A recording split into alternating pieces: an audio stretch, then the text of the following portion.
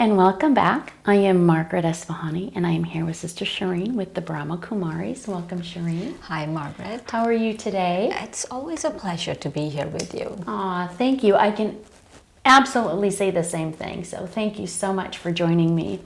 Well, so many things are happening, and one of the things that I would like to talk about, if it's okay. So many things, no? So many things. We have to tell our audience that there's a hurricane coming. A big one. A big one. And there's so much drama going on outside, and here we are sitting and having a meditation session. And what a better way to have the calm before the storm is to sit back and relax and enjoy it. And one of the things that we're thinking about during this preparation time is food. Right. And we're thinking about, canned foods and this and that, and making sure that we have water. And so if we can take this particular session and do a little bit of discussing and reflecting on food and taste and how it affects soul fitness. And how it affects soul fitness. Exactly. I always, when I go to the doctors or somewhere, I see these magazines, like women's magazines, and I notice two extremes. Mm-hmm. One extreme is there's a whole bunch of things on weight loss, and the other extreme is all the recipes, and all of the recipes, none of them seem very healthy. Right. Like ton of things that could make you gain your weight with lots of carbs. And so or mayonnaise, because everything is mayonnaise. Right. So I always think, and I am personally guilty of looking at the recipes, especially if it's a vegan recipe. I want to take a look at it. And so, it's so appealing, the photos are so appealing and all of those things. And so there are these extremes, like, people are either worrying about gaining weight or just looking at if they don't make the recipe, that's fine, but looking at food. And what I have noticed is that people take a lot of sorrow from their weight. Yes. A lot of sorrow. And I've known people who are very spiritual, who, otherwise they're totally together. But when they think about their weight, they take a lot of sorrow. And why do you think that is? I feel it's not, you don't feel right. There is a right weight for you. I'm not saying we should all be slim and stuff. A healthy weight. There is a right healthy weight for people. And if we cross that healthy weight, then we feel like, maybe the senses are overtaking, especially the sense of taste. And for me personally, I remember in the last few months emotional eating, which I've never done before, but that I was emotionally eating. And so I came up with this exercise to stop myself from emotional eating. I really appreciate you saying that, because it's one thing about eating physically and then not being physically fed. Right. But that physical unhealthiness then translates into an emotional and spiritual unhealthiness, because then our thoughts become negative, our thoughts become prohibitive, and then we're not so fit anymore. Yeah, and what I've noticed with my own thing with emotional eating is my weakness is dark chocolate, vegan dark chocolate. And every time I felt sad about a particular situation, my friend passed away, and every time I felt sad, I wanted to eat chocolate. Mm-hmm. And I just kept eating. And so it's normal. It somehow seems like it's like a way of coping with certain situations. Right. And so it's normal, but we can't let it happen for too long. Right. It's like I had to really tell myself, no, you can't keep doing this. Right. At some point, deal with it, or make sure that you're not doing this. Like, even if I'm eating chocolate, I'm not saying I'm not ever eating chocolate. There has to be that shouldn't be the reason. Right.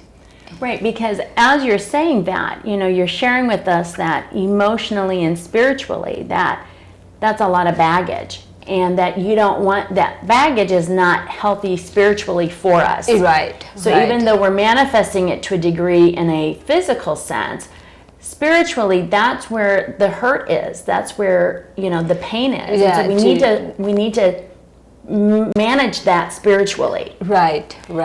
So yeah, we need to really manage that spiritually, and we should, otherwise it just goes out of hand. Yeah, absolutely. It just goes out of hand. And so my heart goes out to people, really.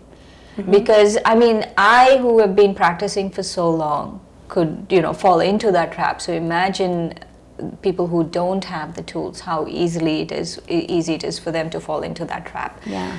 And so I have fallen into that trap. Right. And so we should really be mindful, and I have a lot of mercy. I had a lot of compassion for myself. I knew that I was going through something and I had to stop. And so all of that is important to really, but also to be firm, to be gentle and firm. And I had to, where I devised, which I'm going to do, the meditation where I'm like, I am the master. Yes. And the taste is just one of my horses. Right. Okay. Right. Let's do it. Let's do it.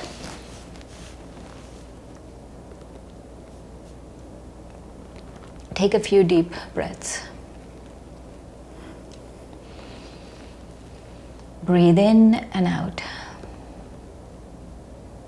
And now, go within. And I want you to do something different this time. I want you to move your tongue around your mouth.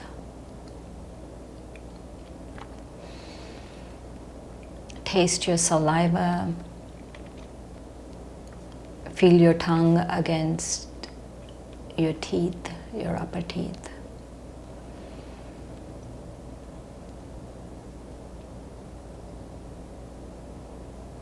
And now very gently pull yourself inside. That is, become aware of yourself as a spiritual being.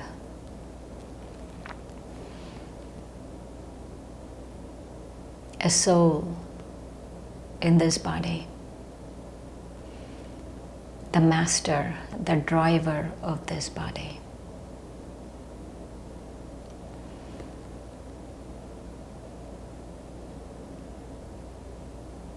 The light that animates this body.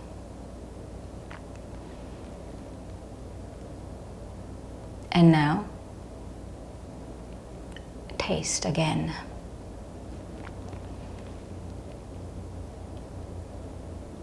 Taste your mouth, the taste in your mouth, your saliva.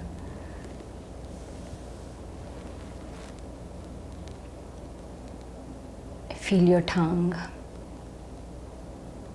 against the roof of your mouth.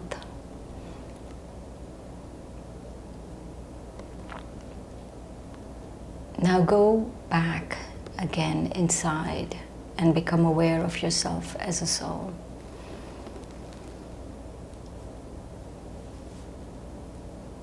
As a being that is the master of this taste. That decides what to taste, what not to taste, what to put in your mouth, what not to put in your mouth. You're the master.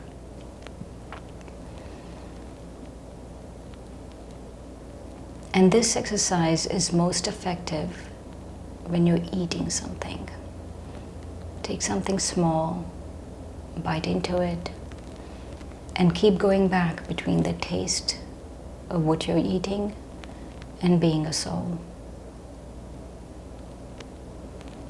So the next time you're eating your food or your snack,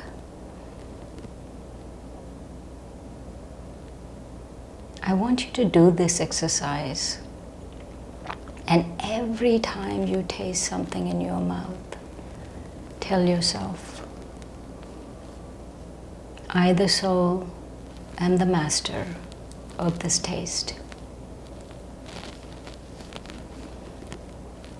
I, the soul,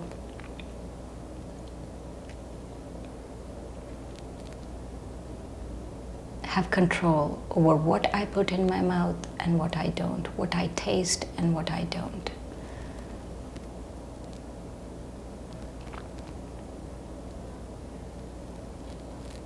And with that, eventually you will gain control over what you eat and what you don't eat. You will become the master of your taste.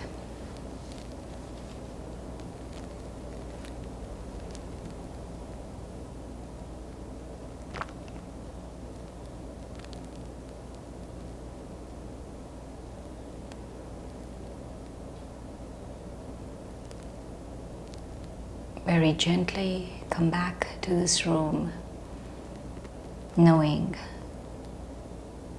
that you're the master of your sense of taste. Om Shanti, I am peace.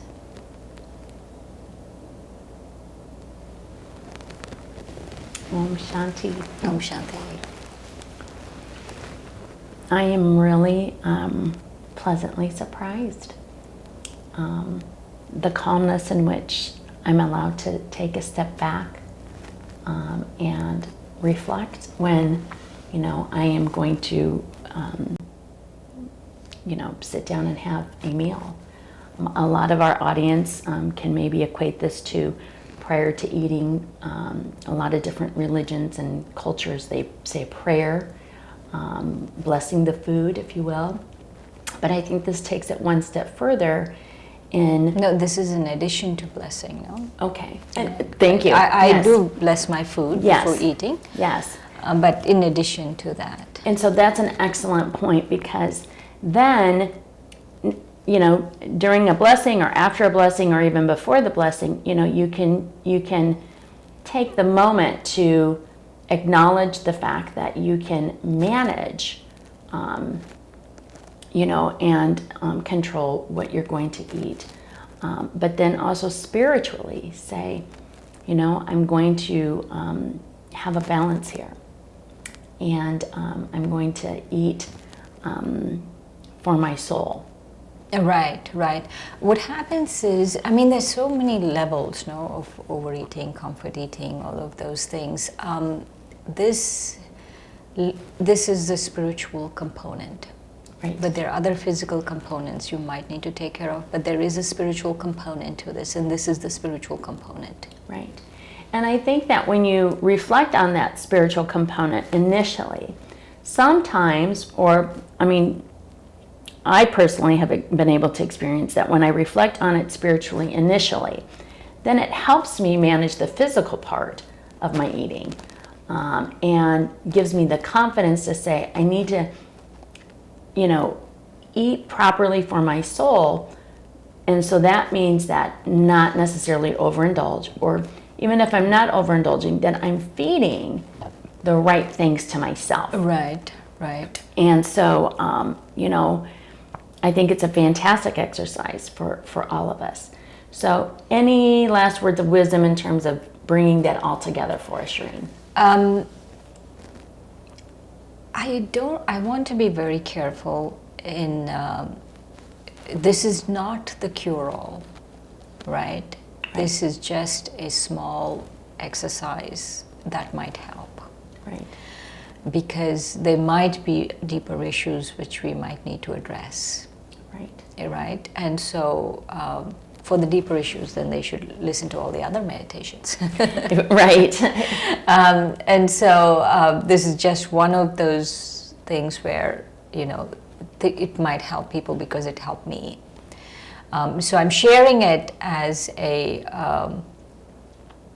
as something like a gift that might help people, but I don't want it to be that this is the only thing they do and then that's it, because then there's the other extreme of people not eating enough and all of that, right? Or throwing up, whatever, anorexia and bulimia and all of those things.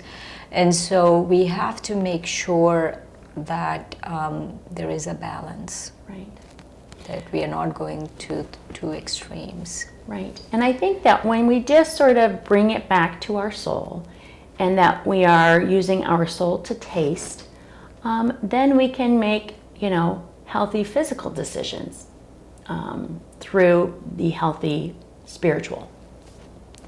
Thank you, Shireen, so much. Thanks, Margaret. You're welcome. Join us again.